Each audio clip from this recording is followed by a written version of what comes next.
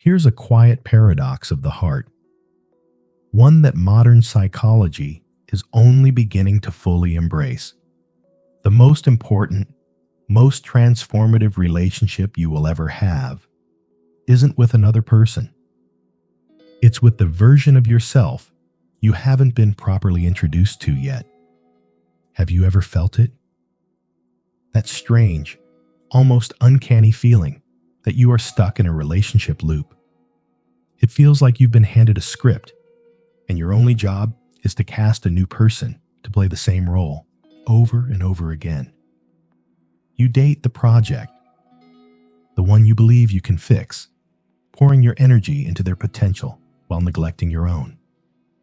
You fall for the emotionally unavailable, the artist, the wanderer, mistaking their distance for depth, their ambiguity for mystery.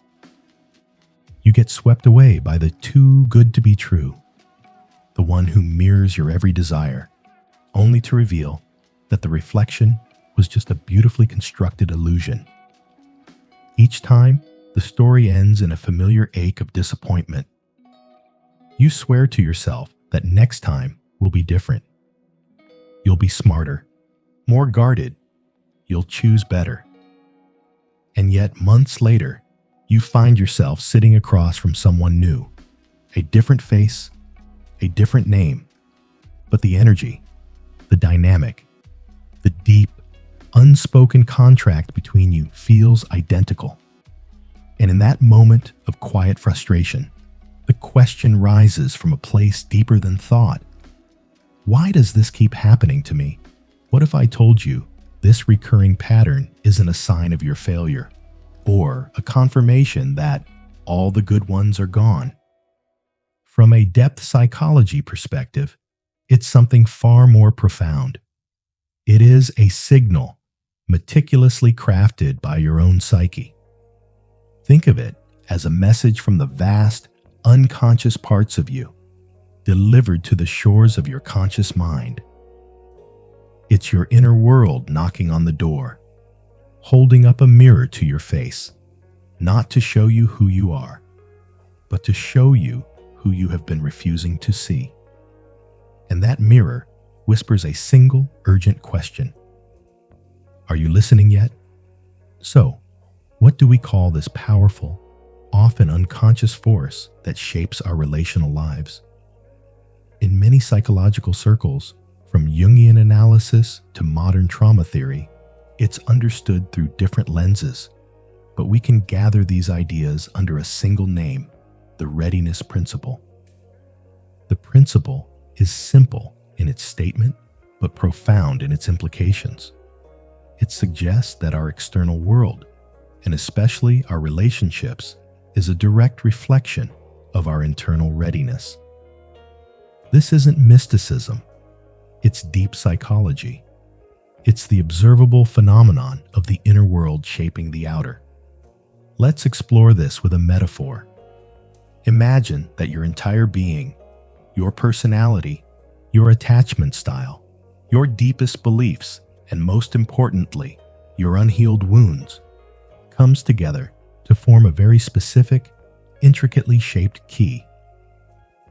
As the trauma expert Dr. Gabor Mate might suggest, this key was forged in the environment of your childhood, shaped by the love you received, and perhaps by the love you didn't. You then carry this key through life, unconsciously searching for locks that it might fit. Now, your conscious mind, the part of you that makes lists and sets New Year's resolutions, is looking for a lock that opens a door to a bright, healthy, wonderful future. But the Readiness Principle reveals a deeper, more primal motivation. Your unconscious mind isn't searching for what is healthy. It is searching for what is familiar. It is scanning the world for a lock that has the same internal mechanics as the first locks it ever encountered. A lock that feels like home. The profound and sometimes difficult truth is that if home was a place of uncertainty, emotional distance, or chaos, then those are the very locks your key will feel inexplicably, magnetically drawn to. You are not seeking to repeat the pain, but your psyche is trying to solve the original puzzle, to finally turn the lock that has always been stuck. This is why the people who enter our lives are never truly random. They are psychologically relevant. They are answers to questions our soul is silently asking. Every significant person we meet is either a test of our old patterns, a lesson that illuminates what we must heal, or, if we've finally done the work to forge a new key, a celebration of who we have become. So how does this principle play out in a real life? Let's talk about Jessica. On the surface, Jessica is the embodiment of success. At 32, she's a brilliant graphic designer, lauded for her creativity and sharp intellect. She's the friend everyone turns to for advice, witty, insightful, and deeply loyal. In every area of her life, she is capable and in control. Every area, that is, except one. Her love life, as she once confided to a friend, feels like a graveyard of promising beginnings. Each tombstone inscribed with the same epitaphs: "He was intimidated by my success," or "He just wasn't ready for a real commitment." From the outside, it looks like a string of bad luck. But from the inside, from the perspective of depth psychology, Jessica is living inside an echo chamber. She is caught in what Sigmund Freud first identified as a repetition compulsion. Now, that term sounds clinical, but the idea behind it is profoundly human. It's the unconscious, deeply ingrained drive to reenact and repeat painful emotional scenarios from our past. The psyche isn't doing this to be cruel. It's not a form of self-sabotage. In fact, it's a misguided attempt to heal. The wounded inner child within us believes, this time it will be different. This time, I will get the unavailable person to choose me. This time, I will finally prove I am worthy of the love I was denied. Jessica's conscious mind wants a loving, stable partner, but her unconscious narrative, scripted long ago, is different. It says, I must earn love from someone who withholds it. And so, who does her entire being find magnetically, irresistibly attractive? Men who are experts at withholding. Men whose emotional frequency hums at the familiar, painful pitch of her oldest wound. This cycle continues until one rainy Tuesday night. After a man she was truly hopeful about ghosts her without a word, Jessica is sitting in her car, the sound of the wipers counting out each beat of her heartbreak. And in that hollow quiet, a thought rises up, so sharp and so clear it feels like a physical blow, knocking the air from her lungs. It's not about them. It's not their fear of commitment or their intimidation. The single, unifying thread in this long, tangled tapestry of disappointment is her. For the very first time, she stops looking outward for an explanation. She is forced, finally, to look within.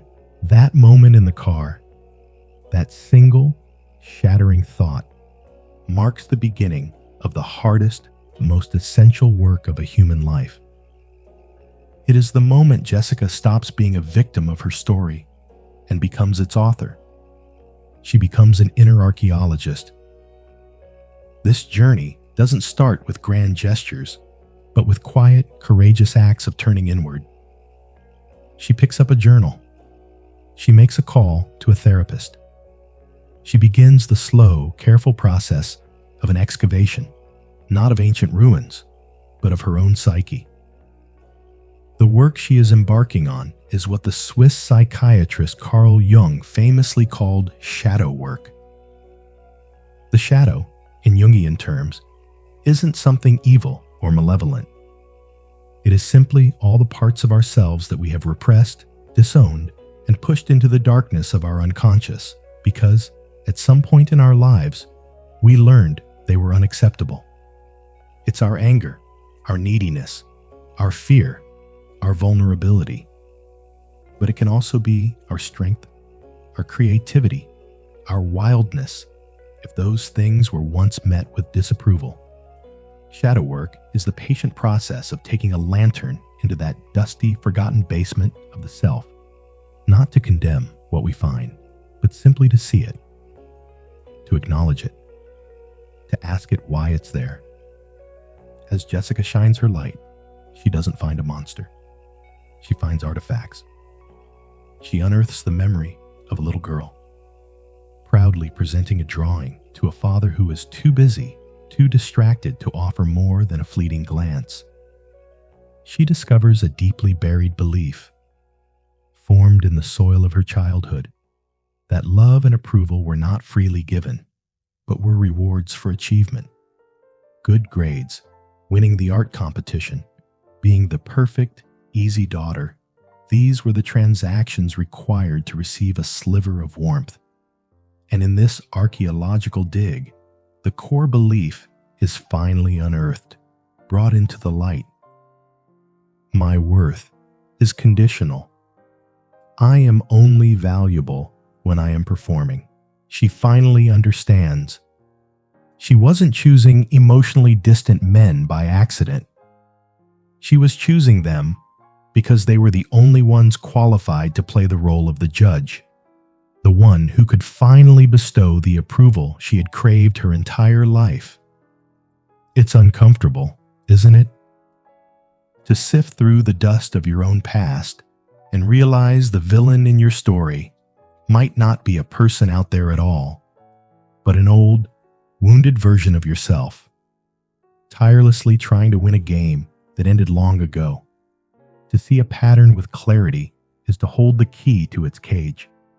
The moment you can name the ghost, it begins to lose its power over you.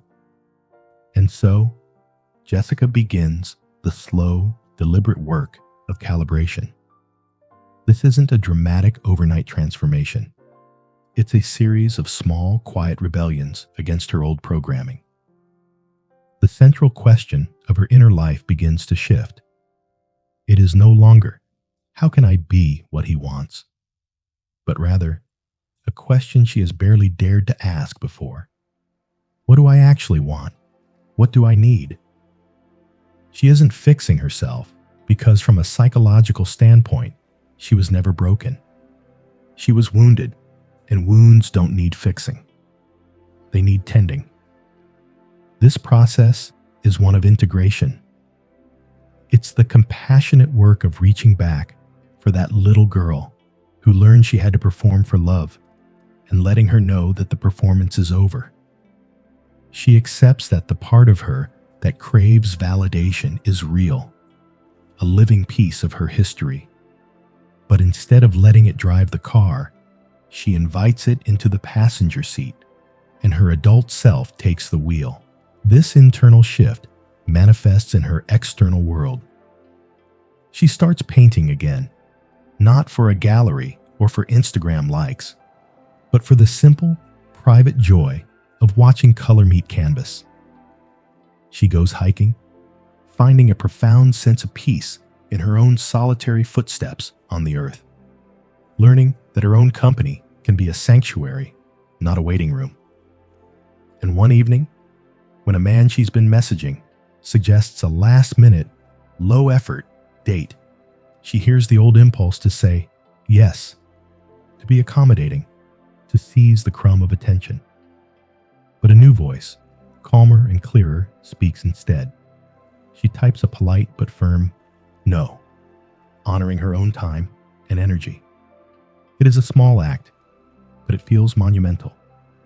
With each conscious choice to validate her own needs, she becomes her own source of approval. The frantic, desperate energy to be chosen begins to fade, replaced by a quiet, grounded confidence. She is no longer a key, jagged and worn, rattling against familiar, broken locks. Through the gentle fire of self-awareness and the steady work of integration, she is melting down the old metal. She is forging an entirely new key, one with a different shape, a different weight, a different purpose. One that is no longer designed for the locks of her past. And this is where the story pivots. This is the part that can often feel like magic to the person experiencing it. But it's not magic, nor is it fate, nor is it a reward from the universe for good behavior. It's something far more tangible and far more beautiful. It's resonance. One bright Saturday morning, Jessica is at a farmer's market. She isn't there with an agenda. She is not scanning the crowd, not consciously or unconsciously looking for a partner. For the first time in years, she is simply there to enjoy the day. The scent of fresh basil, the vibrant chaos of the crowd, the warmth of the sun on her face. A man, Mark, standing beside her, picks up a comically misshapen heirloom tomato and makes a dry, witty remark. Jessica laughs, a real, unself-conscious laugh. The conversation that follows is defined by a single quality: ease. There is no performance, no subtle anxiety, no internal calculus of what to say next. There is only a natural, flowing curiosity between two people. Here is the heart of the Readiness Principle laid bare. Mark isn't drawn to the old Jessica, the high-achieving performer who unconsciously broadcasted a frequency of neediness and a demand for validation. That version of her would have been invisible to him, or perhaps even repelled him. He is drawn to the clear, calm resonance of the new Jessica, the woman who is present, who is grounded in her own worth, who is whole, all on her own. He isn't the prize at the end of her struggle. He is simply a person walking on the same path of self-awareness, and their paths have now naturally converged. There is a profound quote from Carl Jung that illuminates this entire process. He wrote, "One does not become enlightened by imagining figures of light, but by making the darkness conscious." Jessica didn't find Mark by creating a vision board or by trying to manifest the perfect partner. That would be imagining figures of light. She found him by having the courage to do the opposite. She turned away from the light and walked willingly into her own darkness, lantern in hand. She sat with her shadow. She tended to her wounds. She integrated her past. She met a partner who was ready for her, not because she willed it, but because she finally, truly, became ready for herself.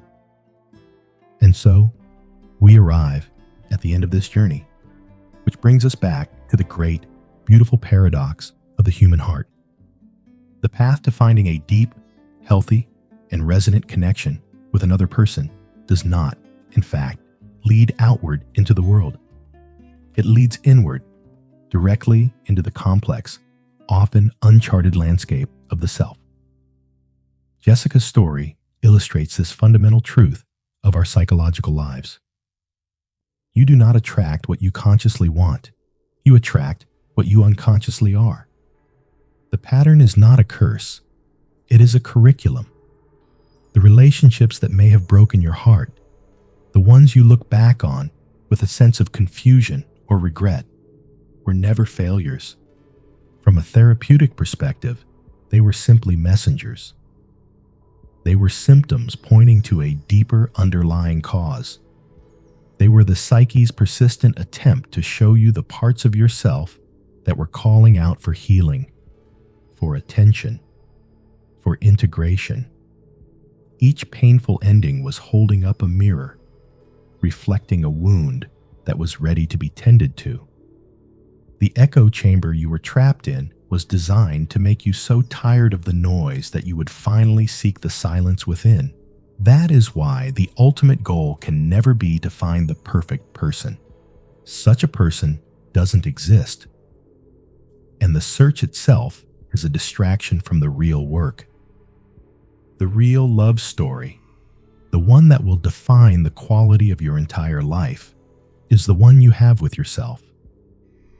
It is the journey of untangling the knots of your past, of bravely facing your own shadow, and of having the courage to become the person you were always meant to be, beneath the layers of conditioning and expectation. The connection you find after that journey is not a reward. It is a recognition, a meeting of two people who have both done the work to become whole on their own. So I will leave you with a question, an invitation for your own inner archaeologist to consider. Look back with gentle, curious eyes at the landscape of your own life. What is one pattern you've noticed? And what do you think it might be trying to teach you? Thank you for taking this journey with me and with Jessica.